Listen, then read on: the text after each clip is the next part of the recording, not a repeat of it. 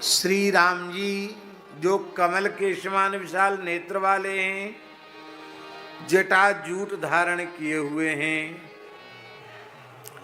सीता और लक्ष्मण से युक्त हैं। सीता जी भी साथ में हैं, लक्ष्मण जी भी साथ में हैं।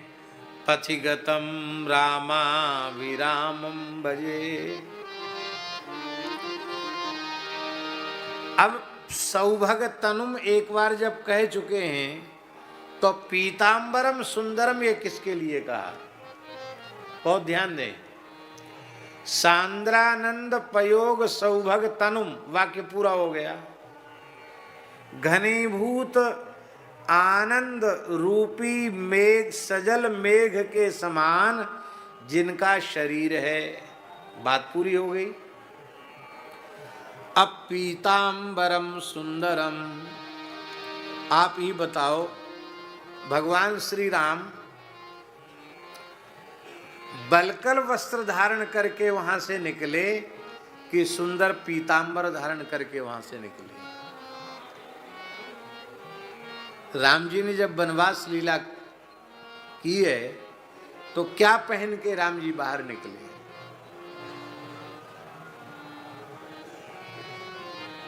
वहां तो पीतांबर है ही नहीं।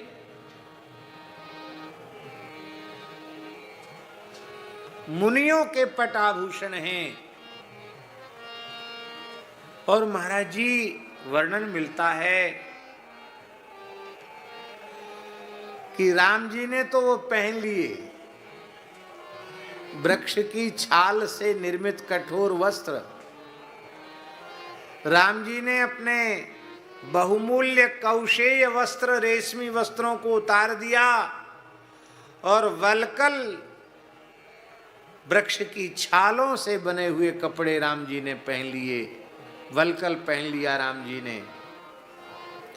अभी आप कुंभ में आए हैं, आप देखना महात्यागी कैंप में जाना, जहां महंत श्री सीताराम दास जी महाराज महात्यागी कैंप के श्री महंत हैं, जाकर उनका दर्शन करना।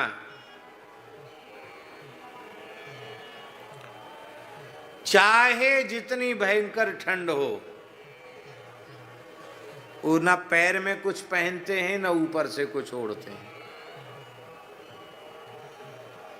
और खुले आकाश के नीचे ही रहते, चाहे पानी बरसो चाहे कुछ हो।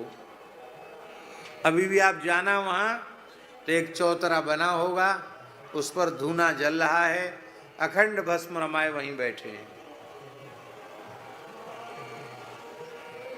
और जानते हो जज लोग कहते नहीं लोअर कोर्ट है, ये कोर्ट है, ये हाई कोर्ट है, सुप्रीम कोर्ट है। वहां जहां बैठते हैं ना उस धूना पर, उसी को कहते हाई कोर्ट। क्या कहते हैं? त्यागी तपस्वियों की भाषा में कहते हाई कोर्ट। हाई कोर्ट इसलिए कहते हैं, वो हाई कमान है उस जमात के, उनका निर्णय ही सर्वमान्य होगा, हाई कोर्ट का निर्णय। ऐसी साधुओं में सुप्रीम कोर्ट भी होता है। हाई कोर्ट में जिसका फैसला नहीं होता तो फिर उसके लिए 4 संप्रदाय खालसा है, वहां 4 महंत श्री महंत होते हैं, वहां से जो निर्णय होता है उसको कहते सुप्रीम कोर्ट का निर्णय। 4 संप्रदाय ने निर्णय किया, पुराने साधुओं की परंपरा है। तो वहां आप जाएंगे तो क्या देखेंगे तिवारी जी, कि कपड़े तो शरीर पर नहीं है, तो लंगोटी काहे की पहनेंगे? कपड़े की पहनेंगे कि नहीं? कपड़े की लंगोटी नहीं पहनते हैं। केला की जो छाल होती ना, केले की छाल को भिजाते हैं, उसको फिर कूट देते हैं, तो उसका जो रस वगैरह निकल जाता है, उसी को सुखा लेते हैं। तो केले का ही आड़बंद और केले की छाल की ही लंगोटी, उनको महात्यागी कहते हैं। दूसरा कपड़ा नहीं पहनते। आप कहेंगे यहां रह गए सो नहीं, मान सरोवर कैलाश पर्वत की परिक्रमा तक ऐसे ही एक लंगोटी में, जहाँ 0 से भी और नीचे चला जाता तापमान, वहां भी ऐसे ही घूम के आए। मान सरोवर तक, गोमुख तक, और गोमुख के आगे तपोवन तक ऐसे ही गए बर्फ में। अभी भी है महात्मा। ऐसे 1-2 संत नहीं, न जाने कितने संत हैं।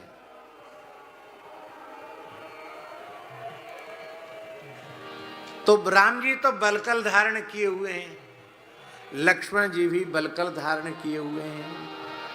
महाराज जी, वाल्मीकि रामायण में लिखा है, श्री जानकी जी उनको देखकर सहम गई, डर गई, क्योंकि वो इतनी भोली थी, इतनी सुकुमारी थी, उन्होंने देखे ही नहीं थे कि ऐसे भी कपड़े पहने जाते हैं।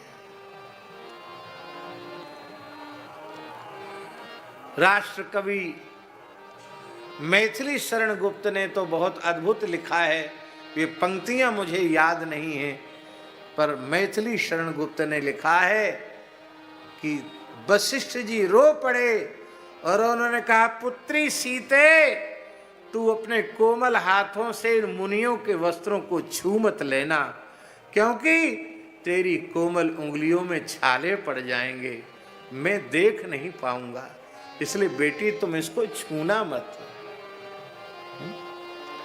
वो पंक्ति मुझे याद नहीं आ रही, बड़ी मार्मिक पंक्ति लिखी है मैथिली शरण गुप्त ने अपने महाकाव्य साकेत में। वाल्मीकि रामायण में जानकी जी रघुनाथ जी से कह रही हैं, कथम नु चीराह बध्नन्ति मुनयो समदर्शिनः। हे मेरे प्राण प्रियतम, हे आर्यपुत्र, ये ऋषि मुनि महात्मा वलकल कैसे पहनते हैं? आप तो संतों की, ऋषियों की जमात में रहे, आपको पता है, मुझे पता नहीं है। आप स्वयं ही मेरे शरीर पर ये वस्त्र बांध दो। राम जी उठाकर बांधने लगे तो श्री वशिष्ठ जी क्षुब्ध हो गए। आज तक शुद्ध नहीं हुए थे, पर अब शुद्ध हो गए और उन्होंने कहा, अरे कुलपांसना कैकई, तो कितना अनर्थ करने जा रही है? तूने राम जी को वनवास दिया है कि विदेहराज नंदिनी जानकी को वनवास दिया है? मैं कुलगुरु के अधिकार से ये घोषणा करता हूं, राम वनवासी होंगे और राम जी के सदृश प्रभाव और स्वभाव संपन्ना वैदेही शासन करेगी। यह हम मन से नहीं बोल रहे, वाल्मीकि रामायण में लिखा है, जानकी जी शासन करेगी। अथवा यदि तू इतनी कठोरता पर ही उतारू है तो हम सब आज ही अयोध्या का त्याग कर देते हैं, तू अपने पुत्र के साथ सुखी रहे अयोध्या में। और उस समय वशिष्ठ जी ने निर्णय दिया है, तिवारी जी, उस समय वशिष्ठ जी ने निर्णय दिया है कि जानकी जी वलकल वस्त्र पहनकर नहीं जाएंगी। जानकी जी उस दिन पीतांबर धारण किए हुए थी, क्योंकि आज ही राज्याभिषेक होना था और मंगल का प्रतीक है पीला वस्त्र, इसलिए जानकी जी सुंदर रेशम की पीली साड़ी धारण किए हुए थी। पीतांबरम सुंदरम, वही सुंदर पीतांबर श्री जानकी जी। इसलिए राम जी तो बलकलांबर धारी हैं, पर श्री जानकी जी पीतांबर धारणी है।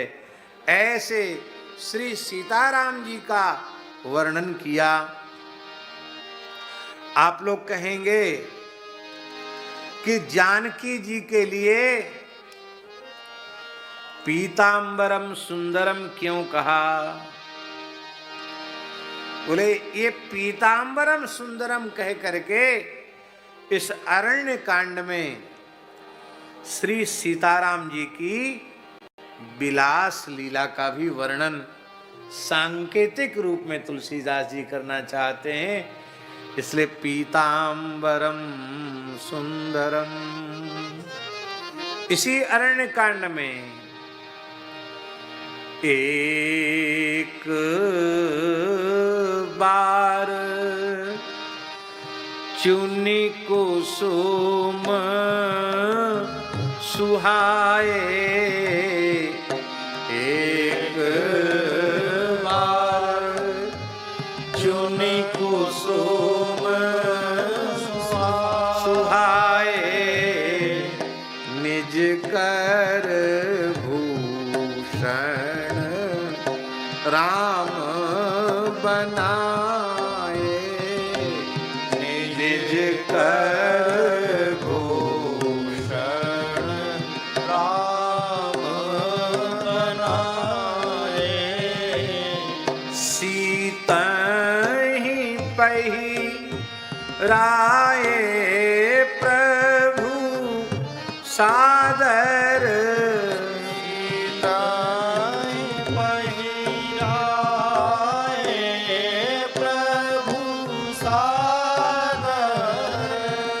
बैठे फटीक शिला पर सुंदर, बैठे फटीक शिला पर सुंदर।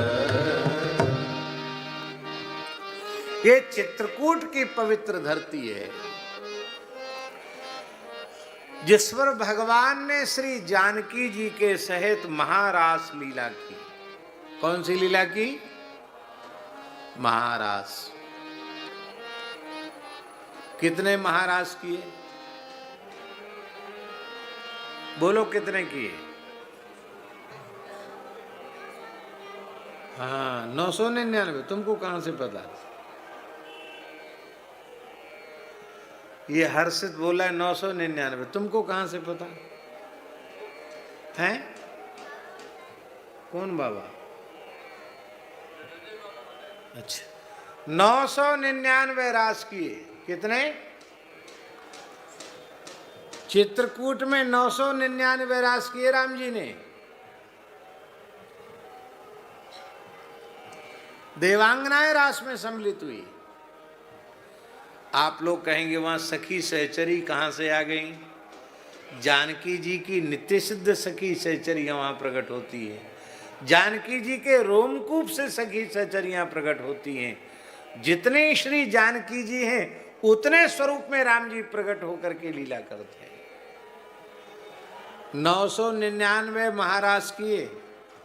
ये 1000वां महारास के पूर्व राम जी जानकी जी की सजावट कर रहे थे, उनका श्रृंगार कर रहे थे। उसी समय इंद्र के पुत्र जयंत ने अपनी घरवाली से पूछा, ए तू कहाँ जाती है? कहाँ चली जाती है हमसे बिना पूछे?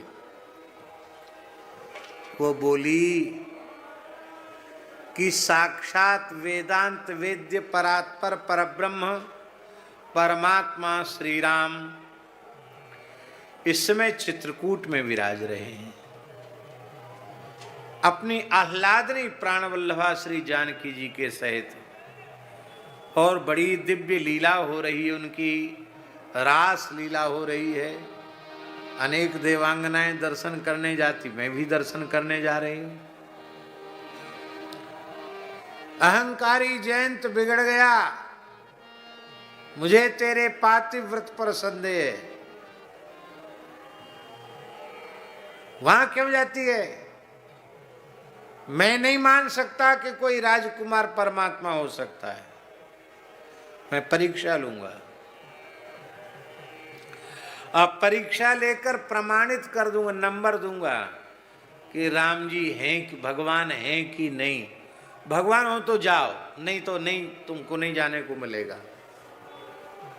उसको तो बेचारी को डांट डपट दिया और स्वयं भगवान की परीक्षा लेने के लिए गया। हंस बन के जाता तो फिर भी ठीक था, कौआ बन के गया। बुद्धि पहले ही मारी गई, कौआ बन के गया। और आगे की कथा आप सबको मालूम है। सीता चरण छो चाहती भागा, और श्री जानकी जी ने फिर भी उस पर करुणा की। कोई बात नहीं, पुत्र है, कुपुत्रो जाये तो क्वचिदपि कुमाता न भवती। प्रभु को पता न चल जाए, किंतु श्री किशोरी जी के श्रीअंग का रक्त जब श्री राम जी पौड़े हैं अंक में मस्तक रख के, उनके श्रीअंग से स्पर्श हुआ तो प्रभु ने कहा, अरे ये क्या, तुम्हें तुम्हारे श्रीअंग को क्षत विक्षत करने वाला अपराधी कौन है? जानकी जी ने फिर भी नाम नहीं बताया कि किसने ये काम किया। कहीं प्रभु इसको दंड न दें, आखिर तो है मेरा पुत्र। तब ये कौआ बोला, जयंत इंद्र का पुत्र जयंत बोला, काऊ काऊ। कौआ है ना, एक कहते ने पहले चोरी फिर सीना जोरी। एक तो अपराध किया, फिर काऊ काऊ और करने लग गया। उसके पंजे में, उसकी चोंच में रक्त लगा हुआ था। प्रभु पहचान गए ये अपराधी है, और प्रभु ने बाण प्रहार किया। अब देखिए बड़ी विलक्षण बात, घनश्याम जी, वहां मधुर रस की लीला है, इसलिए वहां न धनुष है और न वहां बाण है। वह युद्ध थोड़ी कर रहे हैं प्रभु, इसलिए धनुष बाण तो अपने स्थान पर विराजमान है। वहां प्रभु के निकट धनुष बाण नहीं है। मधुर रस की लीला में, श्रृंगार की लीला में तो तलवार का क्या काम, धनुष बाण का क्या काम? धनुष बाण वहां नहीं है। लेकिन दुष्ट को दंड देना है, एक सींक वहीं की उठाई और इस सींक को ही संकल्पित करके छोड़ा, तो वही ब्रह्मसर बन करके चल पड़ा। और वो सोचता था कि ये कहाँ तक चलेगा, बाण में तो बहुत तेज भागने में समर्थ हूं। तो काहू बैठन कहा न ओही, राखी को सके राम कर द्रोही।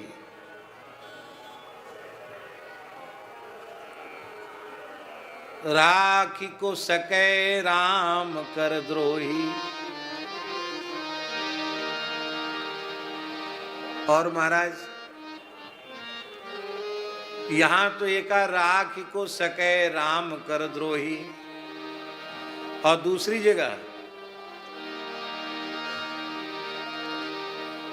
राम विमुख, मनोदरी कह रही है, असहाल तुम्हारा रहा न को कुल रोवनिहारा। हम प्रसंगवश बोल रहे हैं, इसको दूसरे चश्मे से मत देखना।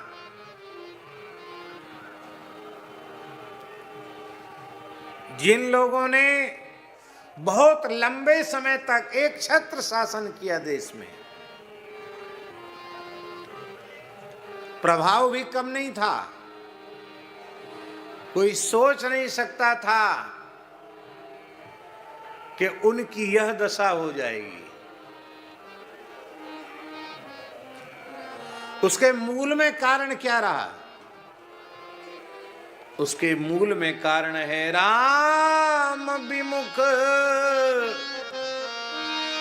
असहाल तुम्हारा रहा न को कुल रोवनिहारा।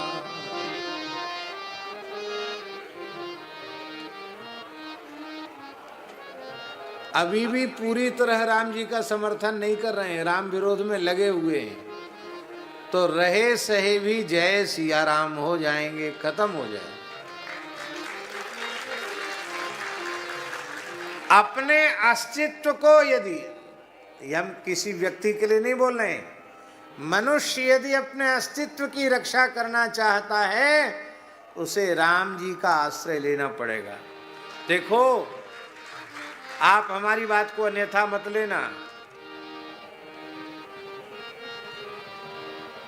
भारतीय जनता पार्टी ने ईमानदारी से यदि भगवान श्री राम के दिव्य भव्य मंदिर के निर्माण के आंदोलन में अपनी सहभागिता नहीं की होती, तो जिस स्थिति में आज वे पहुंचे हैं वो कभी नहीं पहुंचते।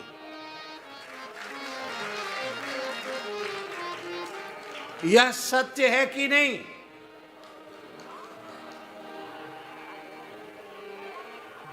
ये सत्य है।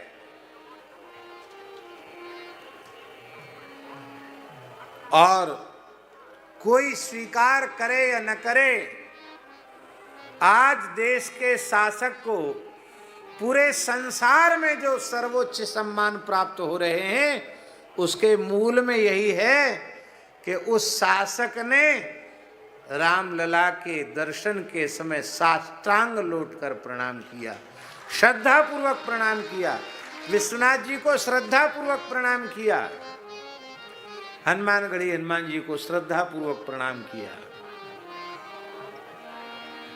ये परवाह नहीं की कि धर्म निरपेक्षता का जो क्या कहते हैं ठप्पा, वो हमारा हट जाएगा, कट जाएगा, इसकी परवाह नहीं की। आस्था का सम्मान किया, उसका शुभ परिणाम उनके सामने आया।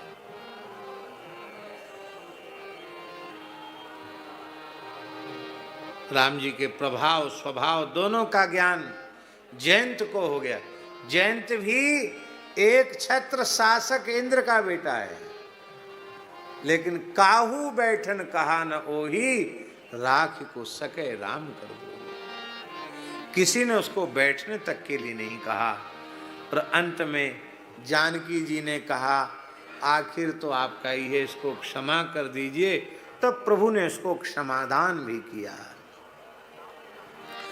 तो ये ऐसा अद्भुत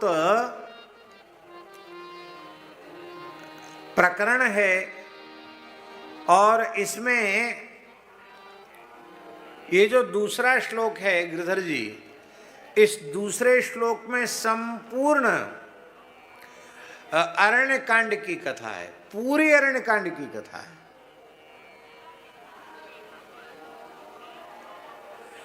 देखो, क्रम देख लो। सांद्रानंद पयोग सौभग तनुम, इससे रघुपति चित्रकूट बसी जाना, चरित किए श्रुति सुधा समाना। और पीतांबरम सुंदरम से दिव्य वसन भूषण पहिराए, जे नित नूतन अमल सुहाए। अनुसुईया जी जानकी जी का श्रृंगार कर रही है, अत्रि मिलन। और पाणऊ बाण सरासनऊ कटिल सत तूणीर भारंबरम, इससे विराध वध और खरदूषण का वध कहा। और राजीवायत लोचनम कहकर मुनियों को अपनी कृपा भरी दृष्टि से देखा, ये कह दिया, मुनियों से मिलन कह दिया। धृत जटा जूटेन संशोभितम, जटा जूटेन शोभितम नहीं, संशोभितम कहकर शूर्पणखा के चरित्र का भी वर्णन कर दिया। आप कहेंगे इसमें शूर्पणखा कहां से आ गई? गोस्वामी जी कहना ये चाहते हैं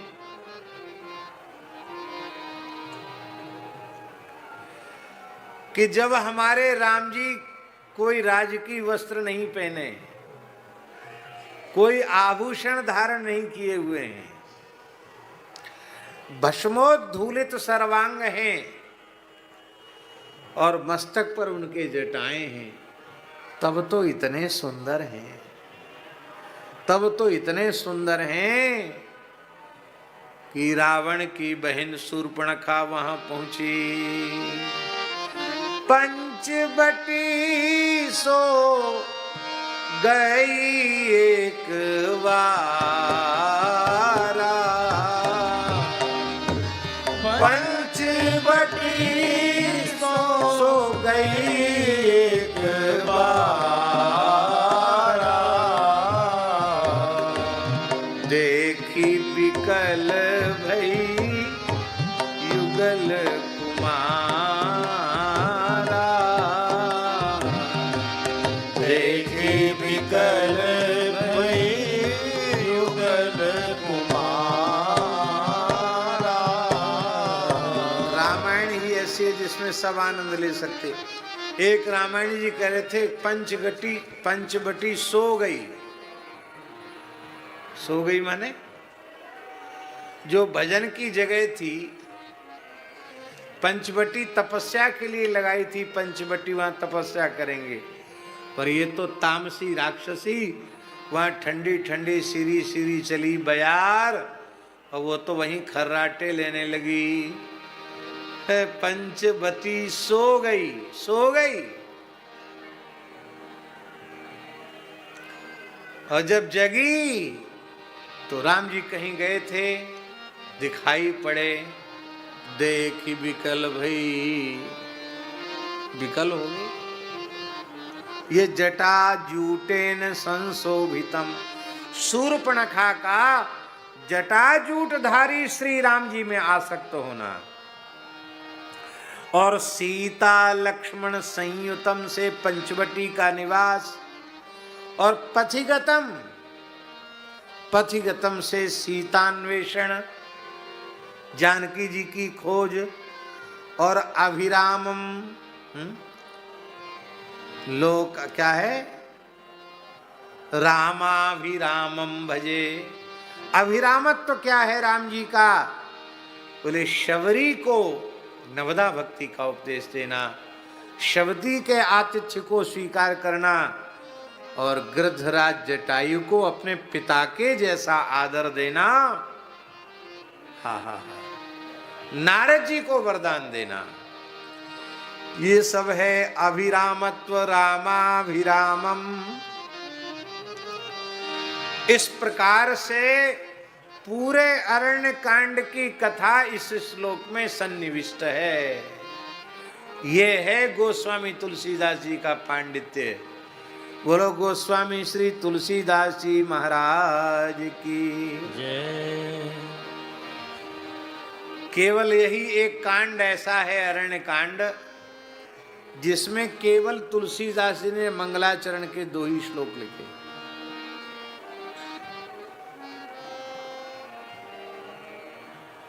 यहां 3 नहीं लिखे, 4 नहीं लिखे, 2 ही लिखे,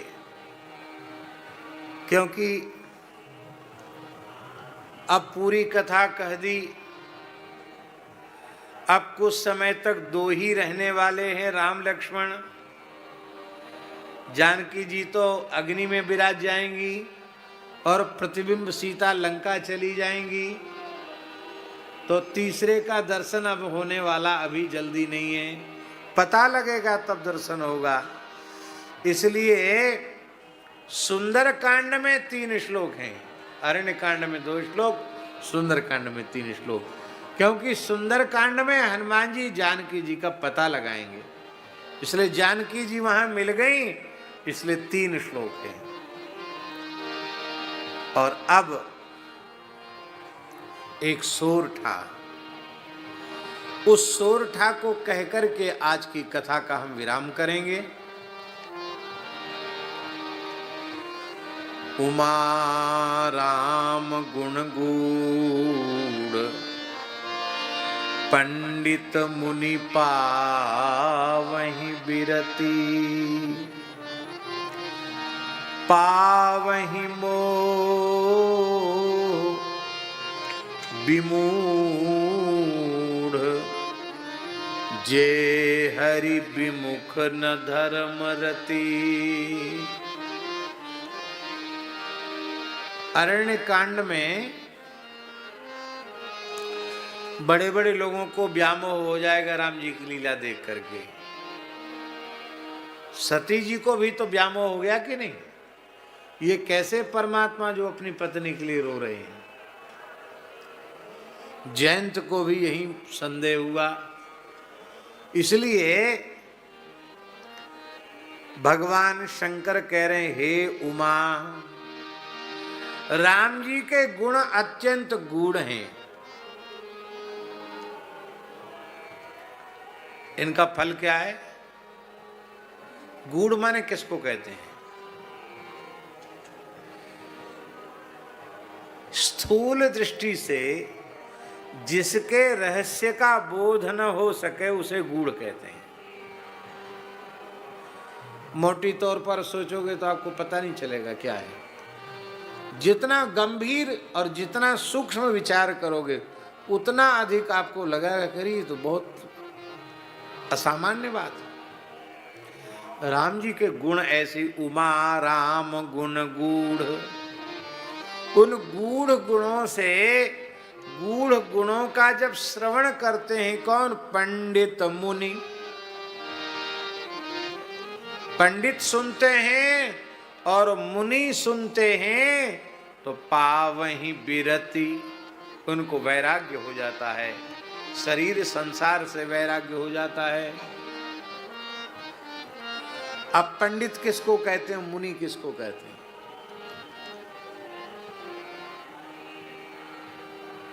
लोक व्यवहार में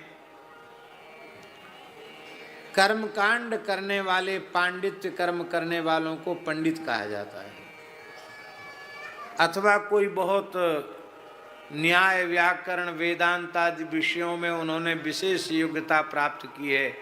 अरे बोले व्याकरण के पंडित हैं, न्याय के पंडित हैं, और अमुक तमुक के पंडित हैं, पूर्व मीमांसा के पंडित हैं, उत्तर मीमांसा के पंडित, ऐसा कहा जाता है। पर वस्तुतः केवल शाब्द बोध होना ये पंडित शब्द का अर्थ नहीं है। केवल शब्दों का ज्ञान हो जाना, किसी भाषा पर अधिकार हो जाना, इसको ही पांडित्य नहीं कहते हैं। पंडित शब्द का अर्थ क्या है? पंडा शब्द से पंडित शब्द बनता है। मूल में शब्द क्या है? पंडा। पंडा शब्द से पंडित बनता है। पंडा जानते हो? आप सब तो प्रयागवासी हैं, कहेंगे प्रयाग में रह के हम पंडा नहीं जानेंगे तो फिर कैसे हम?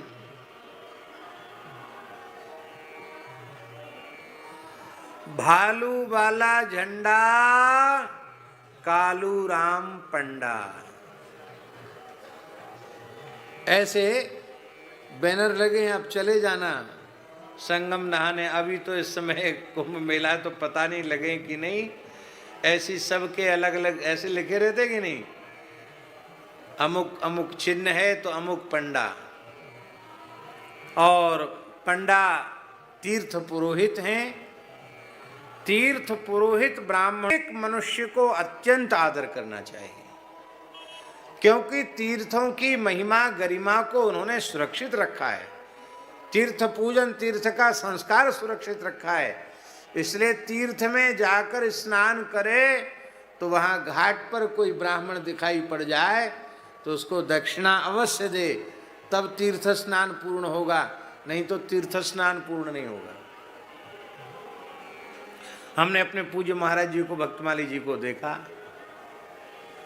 अयोध्या जी जाते, कहीं जाते, कई यात्राएं करने का अवसर मिला तो कपड़ा के खूंट में पैसा गमछा में बांधे रहते और स्नान करके सरयू जी में स्नान किया। लो पंडित जी 2-2 रुपया दे दो सबको, 5-5 रुपया। पूछ लेना ब्राह्मण हो? बोले हाँ ब्राह्मण है। और हमारी अयोध्या में तो महाराज बहुत सस्ते में, अब तो कुछ महंगाई हो गई है, उस समय तो 2 रुपया में गोदान हो जाता था। बोलो भक्त वत्सल भगवान की जय। 2 रुपये घाट पर बैठे ब्राह्मण को दे दो, तुरंत बछिया की पूंछ पकड़ के हाथ में तिलजोले करके गोदान का संकल्प। महाराज जी कहते इतना पुण्य, सस्ता पुण्य अयोध्या में ही मिल सकता है और धरती पर कहीं नहीं मिलेगा। तो कहते तीर्थ स्नान पूर्ण तब होगा जब तीर्थ के ब्राह्मण को कुछ हो। अब वेदाचार्य जी सोच रहे होंगे कि हम तो रोज सरजू जी नहाते हैं, हम रोज दक्षिणा देंगे तो इतनी दक्षिणा कहाँ से लावेंगे? तो जो नित्य स्नान करने वाले, हाँ, नित्य स्नान करने वाले जो ब्राह्मण हैं उनके लिए पर्व के समय तीर्थ के ब्राह्मण को देना, पर देना अवश्य चाहिए। हम वृंदावन में ही रहते हैं, हम सोचे हम तो वृंदावन में ही रहते, हम जमुना जी नहाए तो वहाँ ब्राह्मण को क्यों दें, पर नहीं, हम जब जब यमुना स्नान करते हैं तो वहाँ के किसी न किसी ब्रजवासी विप्र को कुछ जरूर देते हैं। देना चाहिए, सबको देना चाहिए, ब्राह्मण को अवश्य देना चाहिए। तो उनको पंडा कहते हैं, तीर्थ पुरोहित। पर पंडा जो है ना शब्द, वो किसी व्यक्ति का नाम नहीं है। पंडा हमारे धर्मशास्त्र के अनुसार एक विशिष्ट बुद्धि का नाम है पंडा।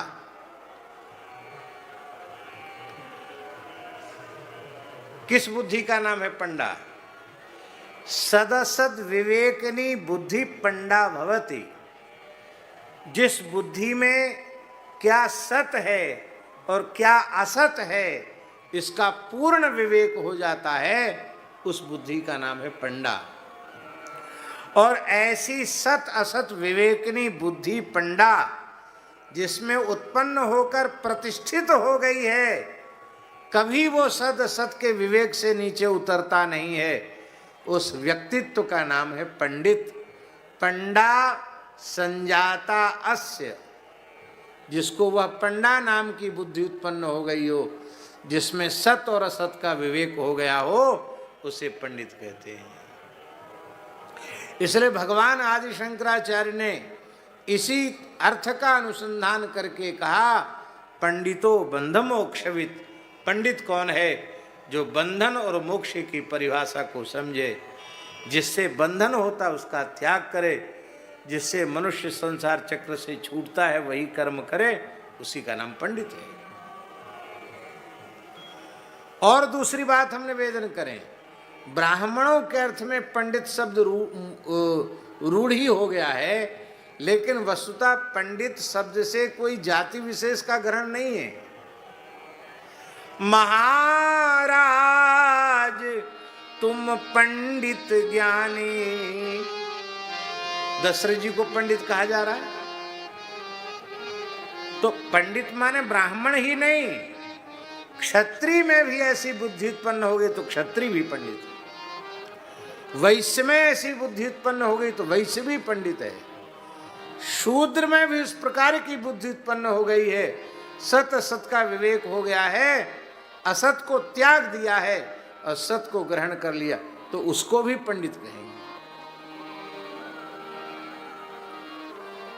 आहा, तो इस प्रकार के जो लोग हैं जिन्हें सद असत का विवेक हो चुका है, ऐसे लोग जब प्रभु श्री राम के मंगलमय चरित्र को सुनते हैं तो उन्हें पूर्ण वैराग्य हो जाता है। चाहे जितना शास्त्रों को पढ़ा हो, कथा कहते कहते सुनते सुनते शरीर संसार से वैराग्य नहीं हुआ, तो क्या खाक पढ़ा और क्या खाक सुना? कुछ नहीं पढ़ा, कुछ नहीं सुना। उमा राम गुण गूढ़ पंडित मुनि, पावहि विरति। अब देखिए, पंडित शब्द के बाद मुनि शब्द है। पंडित मुनि, जो पंडित होगा वो मुनि हो जाएगा। मुनि किसको कहते हैं? मननशील को मुनि कहते हैं। जो पंडित होगा वो मनन करने लग जाएगा अपने आप, उसको फिर शरीर संसार का चिंतन नहीं होगा, फिर वो निरंतर भगवत चिंतन करने लग जाएगा। तो पंडित मुनि, मुनि माने मननशील, पावहि विरति। और दूसरी तरफ पावहि मोह विमूढ़, जे हरि विमुख न धर्म रति।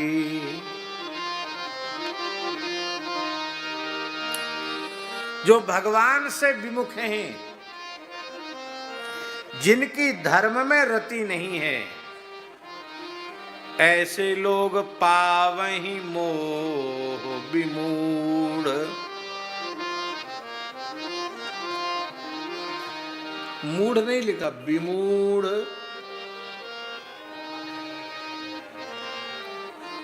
इसका अर्थ गिरधर जी ये हो गया कि जो वस्तुतः जिनमें बोध नहीं है, ज्ञान नहीं है, विवेक नहीं है, वे तो मूढ़ हैं। और जो अपने को मानते तो बहुत बड़ा पंडित बुद्धिमान है, पर भगवान से विमुख हैं और धर्म से विमुख हैं।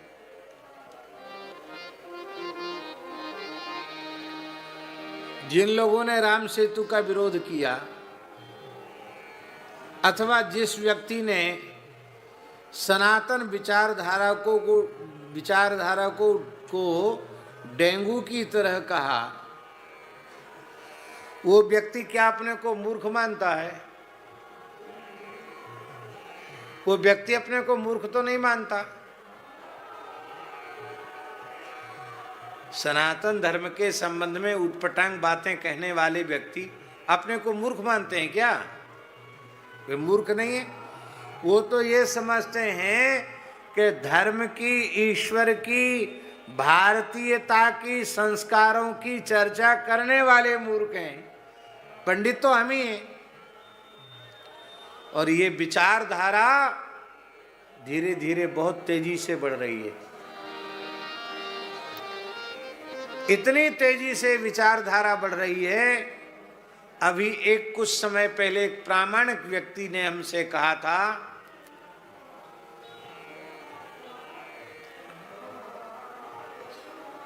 कि महाराज जी, विदेशों की ये हालत हो रही है कि वहां के चर्च बिक रहे हैं। क्यों बिक रहे हैं चर्च? इसलिए चर्च बिक रहे हैं क्योंकि रविवार को भी उनमें कोई जाने वाला नहीं है। तो उन मेंटेन का खर्च कौन दे? खर्च कौन देगा? तो बोले बेचो बाचो, इसको खत्म करो, खाली पैसा लगाना पड़े, आए कुछ हो नहीं, खजो खत्म करो उसको। हमारे धर्म रत्न श्री गोपाल शरण देवाचार्य जी, गोलोक धाम वाले महाराज जी ने खास लंदन में वहां के एक पुराने चर्च को खरीदा और उसमें सनातन भगवान का मंदिर बनवाया। और सुनिए, एलिजाबेथ से उसका उद्घाटन कराया। वहां हल्ला नहीं मचा कि चर्च खरीद लिया, चर्च की जगह पे मंदिर बन गया, वहां हल्ला नहीं मचा। जाने वाला नहीं चर्च में। यही दूसरे मस्जिद आदि की भी हालत है, लोग जाने वाले नहीं है। पढ़ा लिखा समाज वो कहता है हमको किसी ईश्वर या किसी धर्म को मानने की जरूरत नहीं है। ऐसी विचारधारा के लोग बढ़ रहे हैं कि नहीं बढ़ रहे हैं? जो कहते मेरा कोई धर्म नहीं, उनकी आस्था का कोई केंद्र नहीं है, कोई विषय नहीं है। इस विचारधारा के लोग बढ़ रहे हैं। शाकाहार के नाम पर एक ऐसी विचारधारा विश्व में बढ़ रही है जो एक पक्ष से तो वे सराहनीय हैं क्योंकि वे किसी भी प्राणी का मांस नहीं खाते हैं। इस विचार से तो वे प्रशंसनीय हैं, किंतु उनकी यह जो दृष्टि है वो शास्त्र समर्थित दृष्टि नहीं है, उनकी अपनी खोपड़ी की उपज है। तो उन्होंने एक और सिद्धांत प्रचारित करना शुरू कर दिया। बोले गाय का दूध पी लेना, दही खा लेना, घी खा लेना, वो भी क्या कहते, कहते हम वीगन हैं, वीगन बोलते ना, कहते वो भी मांसाहार है। अरे मूर्खो, गाय का दूध रक्त नहीं है, वसा मांस नहीं है, वो गौ माता का वात्सल्य है। ये दृष्टि वेद दे रहा है, ये दृष्टि ऋषियों ने दी है। हम लोग पंचामृत लेते हैं, पंचगव्य लेते हैं, वो निषिद्ध नहीं है। क्या ग्राह्य है और क्या निषिद्ध है, इस संबंध में व्यक्ति विशेष प्रमाण नहीं है। इस संबंध में शास्त्र ही प्रमाण है। क्या कर्तव्य है, क्या अकर्तव्य है, इसमें केवल थोथी बुद्धि आपकी प्रमाण नहीं हो सकती। तो एक तरफ वे मांसाहार छोड़ करके अच्छा काम कर रहे हैं, तो दूसरी तरह वे मांसाहार को बढ़ावा दे रहे हैं। आप कहेंगे वीगन मांसाहार को बढ़ावा कैसे दे रहे हैं? अब हमसे सुनिए। गाय के दूध को, दही को, घी को उन्होंने कह दिया कि इसको मत खाओ, तुम वीगन नहीं रह जाओगे। तो जब वह सर्वथा अनुपयोगी हो जाएगा गोवंश, वो कहां जाएगा? वो कहां जाएगा? फिर उसका क्या उपयोग होगा? तो तुम अपने को अहिंसक मानते हो कि हमने मांसाहार छोड़ दिया, पर तुम मांसाहारियों के लिए मांस की व्यवस्था जुटा रहे हो। इन वीगनों के द्वारा कितना भयंकर पाप हो रहा है ये। उन्हें शास्त्र समर्थित दृष्टि प्राप्त नहीं, इसलिए अपनी खोपड़ी पर विश्वास मत करो। हमारे मन का कोई विचार है, आपने विचार की कसौटी पर कस लिया है और आप समझते कि मेरा खरा विचार है, लेकिन है तो वह विचार ग्राह्य नहीं है, शास्त्रानुकूल। यहां तक हमारे यहां समाधि की अनुभूतियों को भी प्रमाण माना गया है। ध्यान में, समाधि में यदि कोई अनुभव होते हैं तो हमारे यहाँ शास्त्र कहते हैं वो प्रमाण है। उसे योगज प्रत्यक्ष कहते हैं। क्या कहते हैं? योगज। ध्यान समाधि में जो अनुभूतियां होती हैं वो योगज प्रत्यक्ष है। पर वो योगज प्रत्यक्ष यदि शास्त्र से मेल खा रहा हो तब तो ठीक है। यदि शास्त्र से मेल नहीं खा रहा है तो आपको ऊट पटांग तरीके की अनुभूतियां शुरू हो गई हैं, तो किसी मानसिक चिकित्सक को, अच्छे चिकित्सक को दिखाना चाहिए कि हमारे कोई दिमाग इधर उधर, कोई नस, कोई दिमाग का स्क्रू ढीला तो नहीं हो गया जो कुछ का कुछ दिख रहा है। हाँ, वो योगज समाधिज प्रत्यक्ष भी तभी प्रमाण है जब वह शास्त्र समर्थित हो, नहीं तो वो प्रमाण नहीं हो सकता है। तो पंडित मुनि पावहि विरति, पावहि मूढ़ विमूढ़। मूढ़ वे हैं जिन्हें बोध ही नहीं, पढ़े लिखे नहीं है, पर जो पढ़े लिखे होकर भी दृढ़ता पूर्वक भगवान के विरोधी हो गए हैं और धर्म और सदाचार की निंदा करने वाले हो गए हैं, ऐसे लोग वो कथा सुनने के अधिकारी नहीं हैं। ऐसे लोग कथा सुनने बैठेंगे भी तो पावहि मोह विमूढ़, उनको मोह हो जाएगा, उनको कथा से लाभ नहीं होगा। तो कथा का अधिकारी कौन है? अब देखिए, थोड़ी बहुत बूंदाबांदी हुई, बाद में ठीक हो गया, और ये लोग यहाँ 3 बजे से बैठे हैं। कितने बजे से बैठे हैं? 3 बजे। और हम लगभग 4:45 बजे यहाँ आए मंच पर।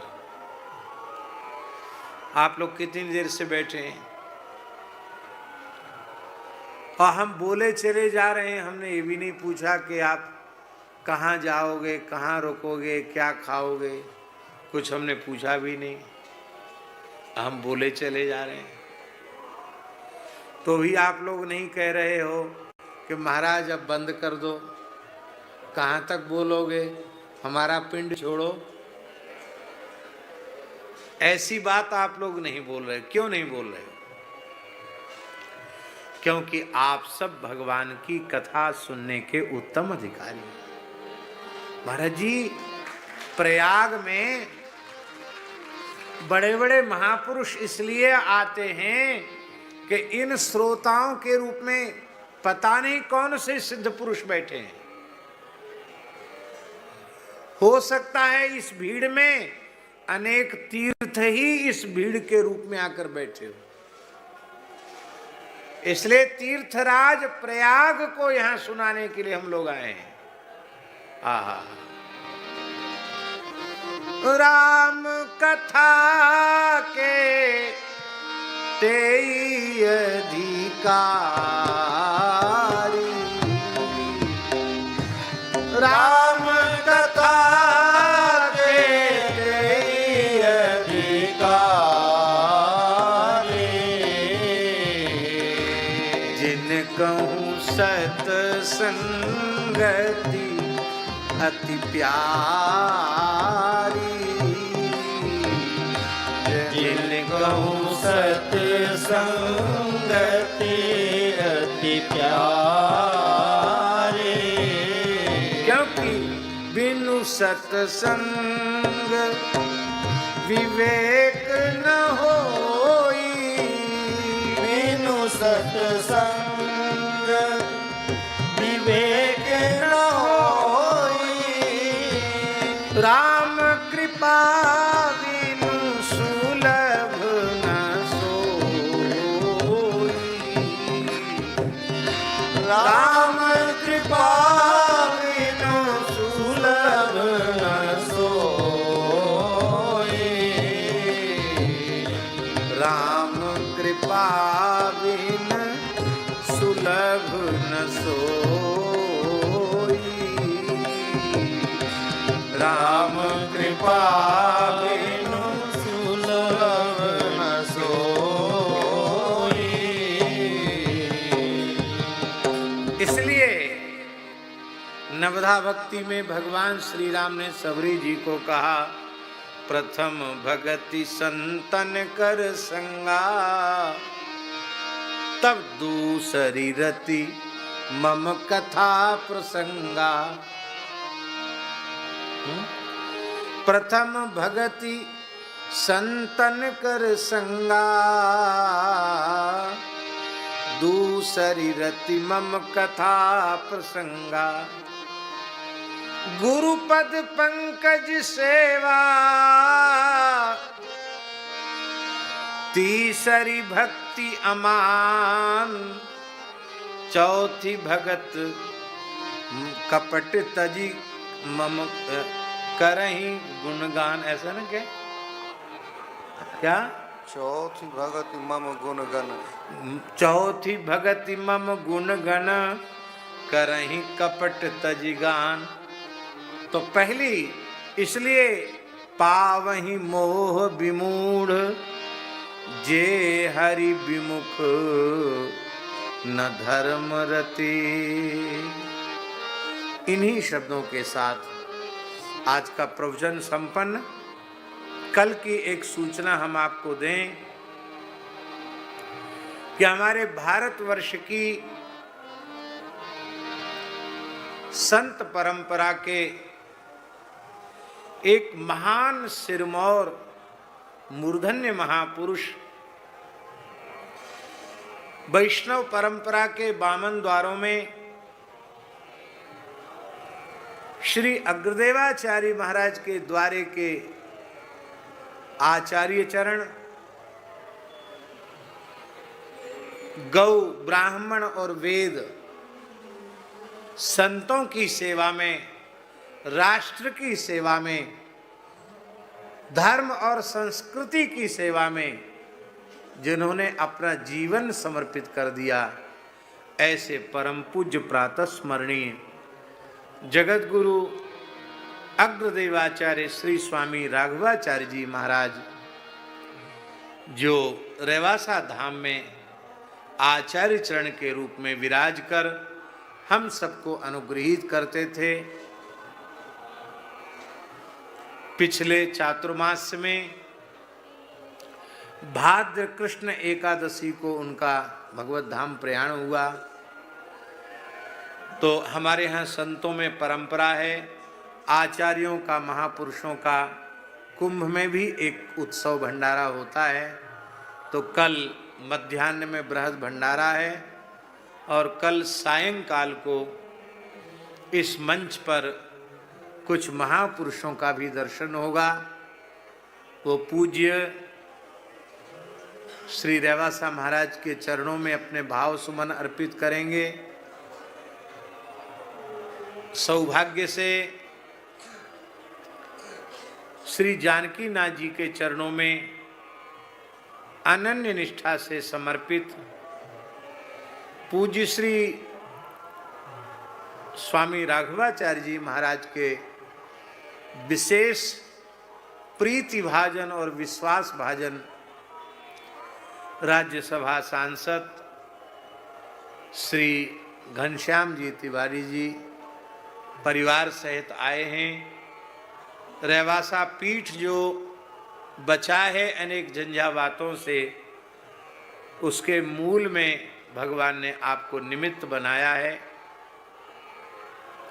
और आज पूज्य श्री रमण रीति वाले महाराज जी ने एक बात कही, बोले ये एहसान नहीं है, ये आपने अपने कर्तव्य का पालन किया, क्योंकि आपको वो जिम्मेवारी महाराज जी सौंप के गए थे।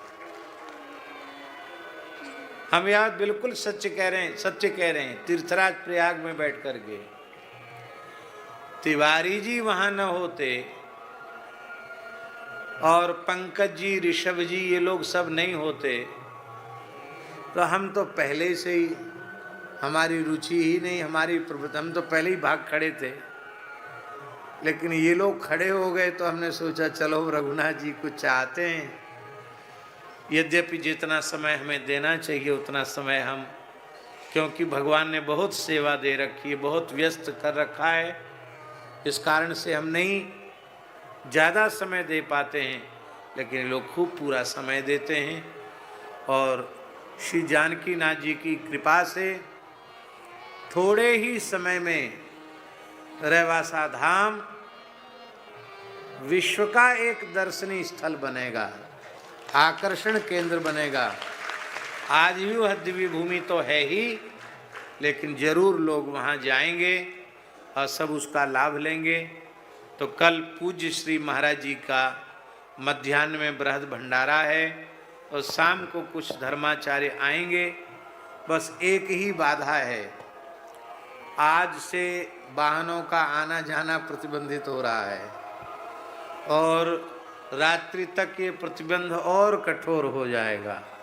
और कल तो शायद ऐसा सुनने में आया है कि जिन गाड़ियों के पास हैं वे गाड़ियां भी पास नहीं होंगी, उनको भी जहां की वहीं खड़ी रहना पड़ेगा।